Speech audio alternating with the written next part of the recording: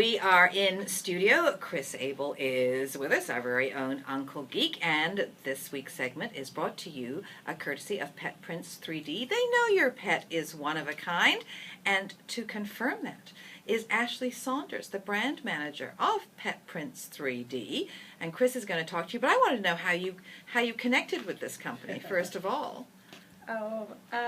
Essentially I went to school for advertising, and then when I graduated, one of my professors was doing some work with Objects Unlimited, and they brought me in, and I loved animals and knew absolutely nothing about 3D printing, and Steve Corey said, "I believe in you, go ahead and do it," and now we have Pet Prints 3D. That's awesome.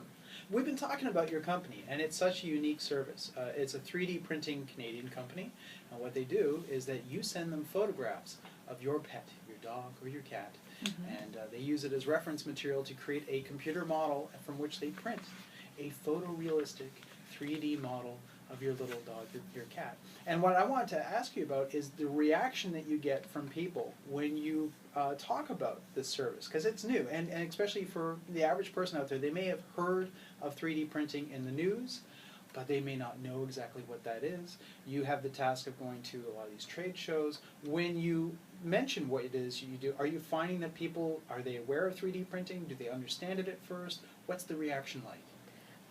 I think people are really excited about 3D printing because all they've really seen are, we 3D printed a car, or someone 3D printed a gun, but what we really do is we put a lot of artwork into the 3D printing that we do.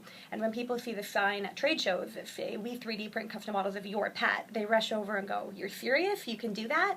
But there is a bit of a disconnect, because a lot of people think you scan in a photo and click print, and that's not the case. There's a lot of, human artwork that goes into it, and time spent making sure every little detail is perfect. Right. And when you say perfect, I mean, the reaction that I've gotten just from tweeting the photos of a lot of the prints and the pets that you've supplied is that people at first don't realize these are figurines, because it does kind of look, especially when you take a photo. I mean, I've had a lot of people look at it and go, that looks real. The usual giveaway is that I usually take a photograph next to something that's much larger. These are small little tiny figurines, and then people realize, oh no, that's not a life-size animal. So it's fantastic that you do get that level of detail, but you're going after very specific characteristics, the emotions of what people have with their pets. So when people do finally realize, oh, this is what you do, what is it about it that gets them excited? What are the features that they start to latch on? I think it sort of depends on what type of animal it is and what the pose is. If the mouth is open, they all look at the smile, and they see their cute little dog's lopsided grin. Or if it's, if it's a cat and they have a little, mark under their eye, they get super excited just to see the amount of detail. Or if it's a Dalmatian. Well, this is your cat, right, Kobe? Yes, it is. We're holding this up so people can see on a YouTube. Kobe. Kobe on the YouTube channel. He has a really big, weird spot on his nose, and everyone thinks his name is Smudge just because he's got it. But no, he's Kobe, and it took about 40 pictures of him in every different position possible to kind of get the patterning down packed, but he's also one of our early models, so right. I'd be interested to see them redo it. And Kobe, for our listeners, is a salt and pepper cat, mainly white with all these sort of gray patches, and what I like about the pose is that the ears are really perked up. So you've got Kobe, but you also have Kobe in curiosity mode, kind of, looking at you, a little friendly, and then the tail is extended out back. So when you're asking people not only to supply photographs, you're asking them to tell you stories about their cats and their dogs. What are the kinds of poses that people are looking for?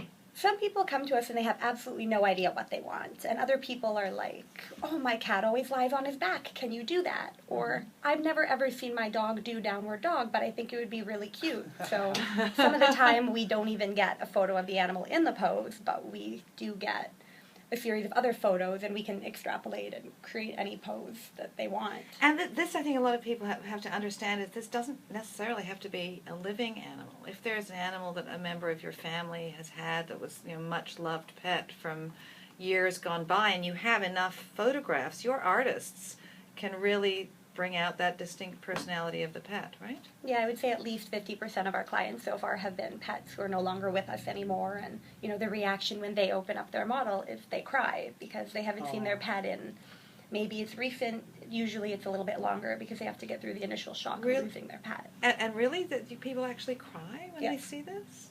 So what's touched your heart most? What story has touched your heart? It's kind of hard to say. I've never watched somebody cry, but the fact that they take 15 minutes to write me a half-page long email telling me about how much it meant to them and how much they cried, and when they gave it to their mother cried too because she hasn't seen the dog in 20 years. And Yeah. it's hard, but it's kind of the most beautiful part of my job is hearing what people think. So you find that part rewarding? Yes. Yeah, that's good. And last week we played an unboxing video that had been sent into your company. And what I liked about it was Sarah, the owner, getting really excited about things like the little pads on the paws.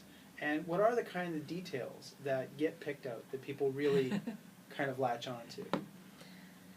I think we try to put a little bit of a twinkle into all the pets' eyes, to give them personality. Yes, it's a 3D printed sculpture, but it should have a personality because your pet had or has a personality. Right.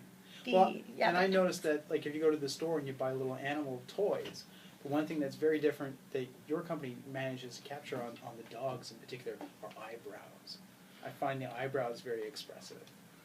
Yes, eyebrows are something that has taken a lot of work, but some of our designers have done some work on people as well, so they've been able to take what they've learned about doing people eyebrows and incorporate them into the animal models. So when you're at a trade show, say like Pet Expo or something like that, and people come up and they see all the figurines, do they just say, hey, have you got a Labrador?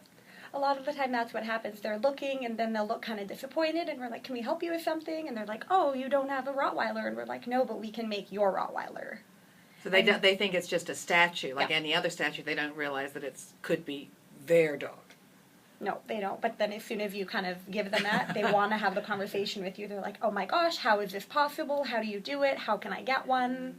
Yeah, that's awesome. It's exciting. So I have to ask, cats versus dogs. What are you finding the reaction most? Is it mainly dog owners that are reaching out to you, or is it cat owners? Is there a popularity here? I would say we've probably done the most dogs, and I think that it's just based on the trade shows we've gone to have been pretty much dog-centric events. The majority of the staff in-house have cats, which, funny enough. So a lot of them have done their own cats, but we've had mostly paying dog clients, but at the Canadian Pet Expo we actually learned that reptiles are very desirable. So we started working on a Pac-Man frog, a Mexican orange-kneed tarantula, and some bearded dragons, because apparently reptile people are just as crazy as cat and dog lovers. Oh, that's fantastic. I can't wait to see those models. They'll be really cool. And so tell me a little bit about the people behind the scenes who work there. You mentioned a lot of them have cats, of course. Obviously, they must be big animal lovers to sort of invest themselves into this.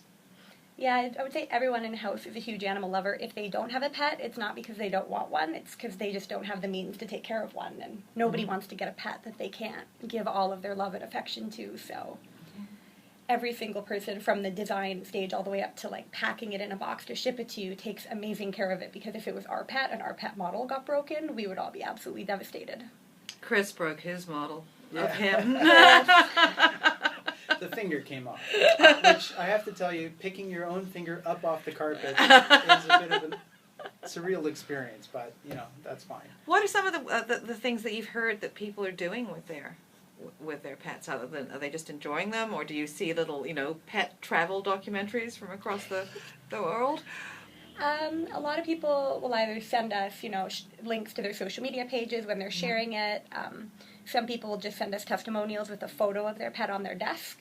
We got one of a guy who just basically took a picture of it, took a selfie of himself staring at his model on his desk, and he was like, I have your business card and this model on my desk, and everyone comes in and they're like, oh my god, that's your dog. And I think everybody else is just kind of putting it in a safe place, because a lot of them are late pets, and it's special to them. They don't want anything to happen. Right. Yeah. And in terms of taking care of these, it's best to, is this an ideal item to have as a bookshelf? I've suggested people take it to work for their cubicles. What is it that you think is the best recommended way of enjoying your little figurine? You can display it anywhere you want to look at it. Just try not to get it wet, and if you knock it on the floor, it may break. Okay. So just somewhere, preferably not around your actual pet, because we've heard some stories of tails flying and models going right onto the floor. Yeah, these are not, again, they're not life-size. No. But just watching that video that we saw last week, it was interesting how the dog Hero took such an interest. And I thought initially it was just because Sarah was showing such great excitement over opening up this box. But has there been a reaction with animals, living animals, live animals, to these little pet 3D printed representatives? Yes, actually. At Canadian Pet Expo, we had one of our larger size models of Pickles, which is a bulldog. And we had it sitting on the edge of the table, and I would say probably over the whole weekend about 100 dogs put their 2 paws up on the table and came up to sniff the dog because they thought it was real. Wow. Because obviously the larger you get, the more detailed, and Pickles does look real. Oh, that's amazing. So what are the sizes? Because here we've got a cat and a dog that are actually about the same size. So roughly, I know they start at a minimum size. Yeah, we do sort of minimum either 4 inches in height or 4.5 in length. That's our standard size. And then it would go up to, I guess, 6.5 in height, 7.5 in length, all the way up to about 10 or 12. I think what the really neat thing, though, is once you've got a series of pictures and the artists have worked on it, you can get the pets posed in different positions. So you could get sort of 3, sort of sitting, standing, leaping, or Doing something the else, cha-cha. doing the cha-cha, or whatever. It doesn't have to be, once it's been keyed in, they can be adjusted. Yeah, once we have the initial geometry, it's really easy for the designers to go back in and manipulate them however you want to see them, which is... Right. And make it not look cartoonish, which is what I've been Yeah. impressed with. With every figurine, regardless of the pose that you're doing, it's a very natural look to it. And clearly your artists are spending a lot of time learning how to do that just right. So what do you want people to know about pet prints and about what these animals can bring to your life?